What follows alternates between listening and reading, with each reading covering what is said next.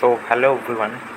In this new video, we will learn about the Indian National Congress sessions and their president, which was asked in many times and in many examination. So let us start.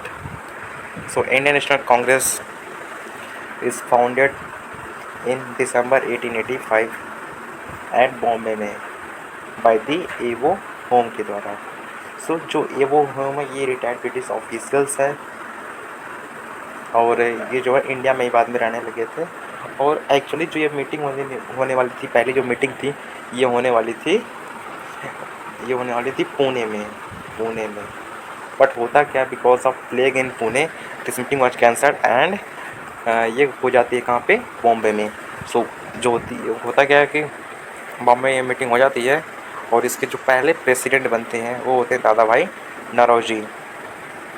ये इस Congress, Indian National Congress के पहले इसका जो नाम था Indian national union था, INU, Indian national union था इसका पहला नाम. पहले इसका नाम, सॉरी फॉर दिस गाइस,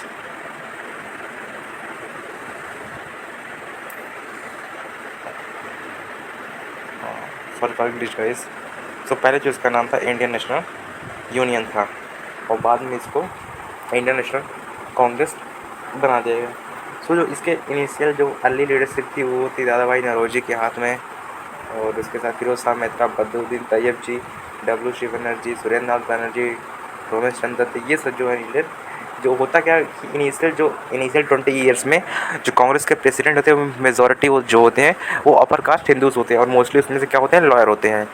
सो ये होते हैं इनिशियल के 20 ईयर्स. उसके बाद एक्सट्रीमिस्ट का फेज आता है 10 साल के लिए. देन फिर गांधी जी का जो होता है मतलब गांधी जी का स्ट्रगल हो जाता है इंडिपेंडेंस का. सब ज़्यादातर उनका ही सब बोलबाला फिर हो जाता है गांधी जी का. उनके दिखाए गए मार्गों पर लोग चलने लगते हैं. बट इंडियन नेशनल कांग्रेस की बात करें तो इसमें इनिशियल के जो फेज थे वो मॉडरेट थे. फिर उसके बाद मॉडरेट जो थे इनिशियल के वो जो अपर कास्ट हिंदूज थे and apart from that mostly वो देयर लॉयर. सो उसके बाद चलता है नेक्स्ट. आगे ये दिया गया है कि formation of Indian National Congress was an effort in the direction of promoting the process of national building. So actually बात हुई ये थी कि जो ये ब्रिटिशर्स थे ये जो ब्रिटिश वाले थे ब्रिटिशर्स, ये ना इस इंडियन नेशनल कांग्रेस को as a safety wall use कर रहे थे. लाइक जैसे कि अगर कुकर होता है उसके अंदर जब ज़्यादा हीट आ जाती है तो वो प्रेशर रिलीज करना चाहता है, तो वो प्रेशर जो होता है अगर रिलीज नहीं हो पाता कुकर से, सीटी अगर बाई चांस जाम हो गई है तो जो वो वहाँ से प्रेशर जो होता है वो रिलीज होता है. एक सेफ्टी वॉल लगा होता है उसके ढक्कन में, तो उसके द्वारा वहाँ से वो खुल जाता है, उससे वहाँ से प्रेशर रिलीज हो जाता है. सो कांग्रेस भी इसीलिए ब्रिटिशर्स ने बनाई थी, इसी के लिए कि जो प्रेशर हो वो कांग्रेस उसको हल्का कर दे. और जो ब्रिटिशर्स होंगे वो सिर्फ कांग्रेस से डील करेंगे, बाकी का काम उनके लिए वो खुद कांग्रेस करेगी. तो इसलिए इस तरह से बनाए थे क्योंकि ब्रिटिश जो ये इंडियन नेशनल कांग्रेस थी ये ऑल इंडिया को, पूरे भारत को रिप्रेजेंट कर रही थी. तो ये एज ए सेफ्टी वॉल, क्योंकि लाइक जैसे 1857 में क्रांति हो गई थी तो उस तरह की अभी क्रांति नहीं चाह रहे थे, इसलिए इन्होंने एक ऑल इंडिया तो पूरे भारत के लिए एक पार्टी बनाई गई थी एज ए सेफ्टी वॉल की तरह. ये ब्रिटिशर्स जो थे वो इसको यूज़ कर रहे थे.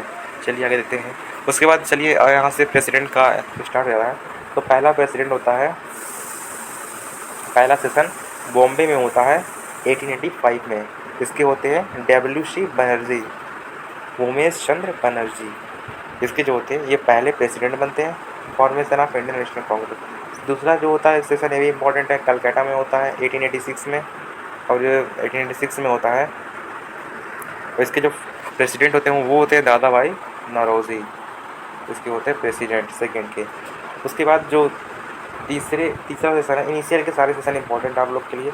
तीसरा जो सेशन है वो होता है 1887 में. इसके जो प्रेसिडेंट होते हैं वो होते हैं सर बदरुद्दीन तैयब जी. ये जो होते हैं ये एक मुस्लिम होते हैं. तो फर्स्ट मुस्लिम प्रेसिडेंट कौन है, वो हैं सर बदरुद्दीन तैयब जी, पहले मुस्लिम प्रेसिडेंट. चौथा सेशन होता है ये होता है इलाहाबाद में, जो 1888 में जॉर्ज यूल जो कि फर्स्ट इंग्लिश प्रेसिडेंट बनते हैं. ये इनिशियल के 4 इंपॉर्टेंट सेशन हैं, इसको आपको याद रखना है.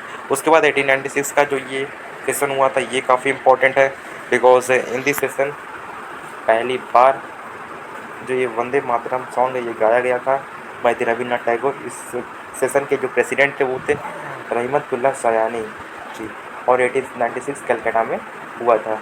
उसके बाद इसके बाद जो अगला सेशन है वो जो इम्पोर्टेंट है वो है हमारा 1905 का बंगाल डिवाइडेशन के समय जो ये सेशन था। बंगाल डिवाइडेशन के ये सेशन आया था, इसमें गोपाल कृष्ण गोखले थे। गोपाल कृष्ण गोखले को लोग political Guru of Mahatma Gandhi भी बोलते हैं। और इस समय तो दिसले मूवमेंट भी स्टार्ट हुआ अगेंस्ट बंगाल पार्टीशन के विरुद्ध में, और ये बनारस में हुआ था सेशन 1905 का। इसमें गोपाल कृष्ण गोखले जो थे ये प्रेसिडेंट थे। होता क्या बंगाल पार्टीशन के बाद की पहले क्या था कि बंगाल बिहार के मेजॉरिटी पार्ट बंगाल, बिहार, उड़ीसा और some part of the Arunachal Pradesh क्या होते थे, एक बंगाल में होते थे। तो इन्होंने हिंदू मुस्लिम के बीच में एक गल्फ क्रिएट करने के लिए, खाई खोदने के लिए उन्होंने बंगाल को डिवाइड कर दिया और बोला कि ये जो है ये बहुत बड़ा प्रोविंस है, इसको एडमिनिस्टर करने में काफ़ी दिक्कत आती है। तो इसके लिए इन्होंने उसको डिवाइड कर दिया। बट ये कुछ हद तक ये सही था रीजन कि अगर प्रोविंस बहुत बड़े होते हैं तो उनको चलाने में हर चीज़ में दिक्कत होती है। बट ये उनका मतलब मेन नहीं था। उनका मतलब ये था कि उनको डिवाइड एंड रूल की पॉलिसी रखनी है ताकि ये कभी एकता इन लोगों भारत के लोगों में ना आ पाए और ये आज़ादी की भावना जो कभी सक्सेसफुल ना हो, जो इनका ड्रीम है। लेकिन अब ये भावना ये थी ब्रिटिशर्स की। बट एक्चुअली ये रीजन वो बता मतलब रीजन तो मेन उनका यही था। उसके बाद चलते हैं नेक्स्ट 1906 में, ये भी इम्पोर्टेंट है। इसके जो प्रेसिडेंट दोबारा दादा भाई नौरोजी बनते हैं। Adopted 4 resolution, Swaraj government, boycott movement, स्वदेशी एंड नेशनल एजुकेशन। उसके बाद 1907 का जो सेशन है ये मोस्ट इम्पॉर्टेंट है। सूरत स्प्लिट के समय ये सेशन हुआ था। इस सेशन के रास बिहारी बोस 1907 में प्रेसिडेंट थे। 1907 राज बिहारी बोस इसके प्रेसिडेंट थे। यहाँ पे जो मॉडरेट्स होते हैं और एक्सट्रीमिस्ट जो होते हैं उनके बीच में स्प्लिट हो जाता है, और ये सेशन इसीलिए इसको सूरत स्प्लिट के नाम से जानते हैं। 1907 का सूरत में हुआ था, सूरत स्प्लिट के नाम से है, तो सूरत में ही आप इसको याद कर सकते हैं। और मॉडरेट्स जो थे एक्सट्रीमिस्ट, इन लोग में कुछ मतों में कि मतलब हम इस तरह से, इन लोग का अलग अलग वे था आज़ादी लेने का। क्योंकि मॉडरेट्स जो थे वो इनिशियल के 20 ईयर्स तक कांग्रेस के प्रेसिडेंट बन ही रहे थे और कुछ ज़्यादा अचीव मॉडरेट्स ने अचीव कर नहीं पाए थे इनिशियल के 20 ईयर्स में। बट ये हाँ था कि एक आज़ादी के लिए इन्होंने नींव रख दी थी, लेकिन उतना ज़्यादा जो डिमांड थी वो इनकी डिमांड को ब्रिटिशर्स ने एक्सेप्ट नहीं किया था। सो इनका ये फेलियर था, जिसके कारण एक्सट्रीमिस्ट जो थे वो बिलीव करते थे कि हम लोग को जल्दी आज़ादी लेनी है by the gun and fire like this.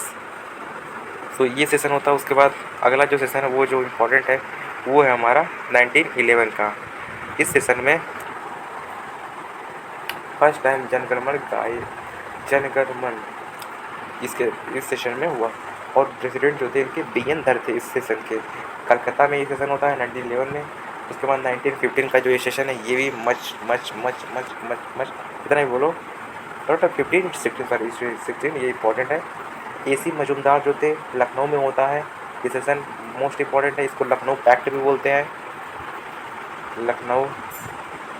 इस सेशन को लखनऊ पैक्ट भी बोलते हैं। तो ये सेशन बहुत इंपॉर्टेंट है।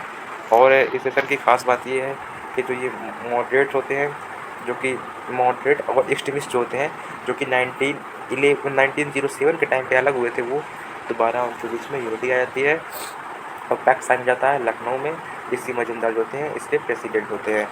नेक्स्ट की बात करें 1917 का, ये सेशन जो है ये होता है फर्स्ट टाइम किसी वोमेंस को प्रेसिडेंट बनाया गया, जो एनी बेसेंट थी। बहुत ही ज़्यादा इन्होंने आयरिश लेडी थी, बट इन्होंने इंडिया के बहुत ज़्यादा काम किया इंडिया के लिए, और होम रूल मूवमेंट भी इन्होंने स्टार्ट किया था।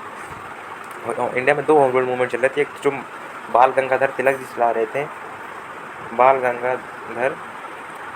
चला रहे थे, और दूसरा जो मूवमेंट था वो एनी बेसेंट चला रही थी। ये दोनों लोग चला रहे थे। तो ये सेशन हुआ, ये इंपॉर्टेंट 1917 का सेशन कलकत्ता का बहुत इंपॉर्टेंट है भी। उसके बाद जो अगला सेशन है ये 1918 का इंपॉर्टेंट है, मॉन्टेग्यू ट्रांसपोर्ट रिफॉर्म। बॉम्बे में होता है, सर हसन इमाम इसके प्रेसिडेंट होते हैं, और मॉन्टेग्यू ट्रांसपोर्ट रिफॉर्म उसके ये होता है सेशन में। अगला जो सेशन है वो खिलाफत मूवमेंट अमृतसर, ये 1920s का एक सेशन है, ये भी इम्पोर्टेंट है आपके लिए काफ़ी। ये किसका सेशन हुआ था? एक्चुअली जो कांग्रेस के जो सेशन होते थे वो जो होते थे वो दिसंबर 31 दिसंबर के आसपास ही होते थे, बट ये स्पेशल सेशन ये पहले हुआ था। प्रेसिडेंट थे Lala Lajpat Rai. Mahatma Gandhi moved to non cooperation resolution, जो कि जलियांवाला बाग हत्याकांड भी 1919 में हो चुका है।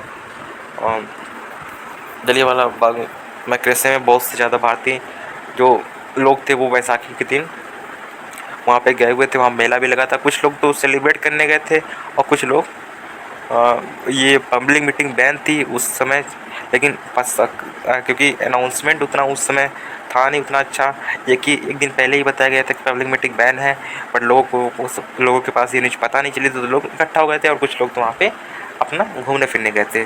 और जनरल डायर जो होता है वो अंधाधुंध फायरिंग करवा देता है, सिर्फ एक तरफ निकलने का रास्ता होता है उसको उसने बंद कर दिया होता है, वो अंधाधुंध फायरिंग चला देता है, वो चला देता है और लाखों मासूमों की जान इस जो जलियांवाला मैक्रेसे में जाती है। ये बहुत ज़्यादा ये गलत हुआ था उस समय, गलत क्या बहुत ज़्यादा ब्रिटिशर्स जो थे वो बहुत ज़्यादा लाइक वर्ड स्पीच है कि ये बहुत ही कुछ उल्टा निकल जाएगा, सॉरी फॉर दैट, जाने दो इसको, आगे चलते हैं। सो अगला जो सेशन है सी 1922 का गया का सेशन, इसमें चुप्पी चौरी चौरा का इंसिडेंट हो जाता है। चौरी चौरा गोरखपुर में ये इंसिडेंट होता है, चौरी चौरा का ये इंसिडेंट होता है। और इस सेशन के जो थे सी आर दास थे, इस सेशन के president, and C R Das and other leader, C R Das का मतलब चित्तरंजन दास, आप उसको याद करें, and other leader broke away from INC form Swaraj party. अब जो होता क्या है जब हत्याकांड बोल रहा हूँ मैं, होता क्या है जब 1922 में जब ये नॉन कॉपरेशन मूवमेंट चला था तो वहाँ पे गोरखपुर में वहाँ पे एक थोड़ी सी हिंसा हो जाती है, वहाँ को पुलिस कर्मियों को बंद करके जिंदा जला दिया जाता है। तो इसके हिंसा होने के कारण जो महात्मा गांधी थे वो नॉन कॉपरेशन मूवमेंट को वापस ले लेते हैं। इसके कारण सभी लोग जो होते हैं नाराज जाते हैं और मनाते भी हैं गांधी जी को। गांधी जी उनका बस उनका एक ही मत था कि इस जो आंदोलन इसमें हिंसा हो गई है, हम लोग अभी इस आंदोलन के लिए तैयार नहीं है क्योंकि इसमें हिंसा हो गई है, और इस आंदोलन को सस्पेंड कर दिया जाता है महात्मा गांधी के द्वारा। और इसी के चलते जो ये सी आर दास है एंड अदर लीडर्स जो होते हैं वो INC से हटकर एक अलग पार्टी स्वराज पार्टी बना लेते हैं। बट ये नहीं कि पूर्णतः अलग हो गए हैं, बट हाँ केवल थोड़े टाइम के लिए स्वराज पार्टी ये लोग बना लेते हैं। अगला सेशन होता है, इसमें गांधी जी खुद प्रेसिडेंट बनते हैं। बेलगांव का 1924 MP गांधी प्रेसिडेंट बनते हैं, महात्मा गांधी जी बेलगांव में 1954 में। अगला सेशन होता है 1925 का, सरोजिनी नायडू बनती है फर्स्ट इंडियन वुमेन। जो इससे पहले सेशन हुआ था उसमें एनी बेसेंट थी, वो आयरिश महिला थी, ये होती है Indian women first time president बनती है। सो 1929 का सेशन इंपॉर्टेंट है क्योंकि इसमें पूर्ण स्वराज की मांग की गई है। तो 1929 का सेशन लाहौर में होता है, जवाहरलाल नेहरू प्रेसिडेंट बनते हैं। पास द रिजोल्यूशन ऑफ पूर्ण स्वराज, ये इंपॉर्टेंट बहुत ज़्यादा इंपॉर्टेंट पॉइंट्स हैं, इसको आप हाईलाइट करें जितना वो उतना ही अच्छा है। उसके बाद civil disobedience movement for complete independence to be launch 26 January to be observe as Independence Day, जिसके बाद से हम लोग 26 जनवरी को अपना रिपब्लिक डे मनाने लगे। 1931 का कराची का सेशन, प्रेसिडेंट जो होते हैं वल्लभ भाई पटेल होते हैं। Resolution on fundamental rights and national economic programme. उसके बाद 1931 में most important Gandhi Irwin pact होता है, जिसके कारण गांधी जी होते हैं वो सेकेंड राउंड टेबल कॉन्फ्रेंस में जो कि लंदन में हो रही थी उसमें जाने के लिए राजी हो जाते हैं। और 1930 में पहला होता है राउंड टेबल, और दूसरा फिर होता है 1931 में, तीसरा होता है 1932 में। और गांधी जी जो होते हैं वो केवल सेकंड में जाते हैं। और एक और BR अम्बेडकर जो होते हैं, BR अम्बेडकर, वो सभी सेशन में चाहे वो सभी BR अम्बेडकर जो थे वो सभी राउंड टेबल कॉन्फ्रेंस को अटेंड करते हैं, तीनों को। और गांधी जी होते हैं वो केवल सेकंड में जाते हैं, और वो भी सक्सेसफुल होता नहीं है, सेकेंड राउंड टेबल कॉन्फ्रेंस में जाते हैं जो कि लंदन में हो रही थी। 1934 का सेशन है। अब यहाँ से हम लोग का इंडिपेंडेंस की आप लोग को दिख रही होगी। 1934 में राजेंद्र प्रसाद बनते हैं प्रेसिडेंट, बॉम्बे में होता है ये। Amendment in the constitution of Congress, amendment किया गया कि अब भाई पहले क्या था कि हम लोग जैसे कि कि एक उस जो कॉन्स्टिट्यूशन था उसमें अमेंडमेंट किया गया कि भाई अब थोड़ी बहुत हिंसा भी चलेगी और टाइम आ गया कि हाँ आज़ादी के लिए हिंसा भी थोड़ी बहुत चल सकती है, पहले ऐसा नहीं था। उसके बाद जो अगला सेशन है 1936 का, इस सेशन में प्रेसिडेंट ये तो हम यस हाँ 1934 में राजेंद्र प्रसाद बनते हैं। फिर 1936 में जवाहरलाल नेहरू वंस अगेन बनते हैं, लखनऊ का सेशन है। And pushed toward the socialist ideas by Jawaharlal Nehru. 1937 में फिर जवाहरलाल नेहरू जी बनते हैं फर्स्ट सेशन, क्योंकि ये इंपॉर्टेंट क्योंकि ये पहला सेशन था जो कि किसी एक विलेज में हुआ था, हरिपुरा सॉरी फैजपुर। उसके बाद 1938 का हरिपुरा का सेशन था, सुभाष चंद्र बोस जी प्रेसिडेंट बनते हैं। नेशनल प्लानिंग कमेटी की स्थापना की जाती है जवाहरलाल नेहरू के नेतृत्व में, नेशनल प्लानिंग कमेटी। उसके बाद 1939 का त्रिपुरा का सेशन, राजेंद्र प्रसाद जी प्रेसिडेंट बनते हैं। त्रिपुरी में होता है। Subhash Chandra Bose was reelected but yet resign. Rajendra Prasad was appointed in his place. Subhash Chandra Bose form किया, फॉरवर्ड ब्लॉक की स्थापना कर देते हैं क्योंकि कुछ इन दोनों के बीच में अनबन हो जाती है, जिस कारण सुभाष चंद्र बोस जी वहाँ से इस्तीफा दे देते हैं और फॉरवर्ड ब्लॉक की खुद मतलब एक पार्टी की स्थापना करते हैं। 1940 में रामगढ़ का सेशन होता है, अब्दुल कलाम आज़ाद जी प्रेसिडेंट बनते हैं। सिविल डिसोबीडियंस मूवमेंट लॉन्च कर दिया जाता है इसी समय। उसके बाद 1942 में भाई साहब क्विट इंडिया मूवमेंट लॉन्च कर दिया जाता है। उसके बाद तो आई ट्रायल भी होता है। उसके बाद टेस्ट मिशन वेबल प्लान सब इसी में है, सभी चीज़ इसी में। No Congress session will held on account this. ये बहुत इंपॉर्टेंट है, इसको आपको जितना भी स्टार दूँ मैं उसको याद कर लो, ये भी इंपॉर्टेंट बहुत। और जो मैंने बताया काफ़ी जो बताया वो सभी सेशन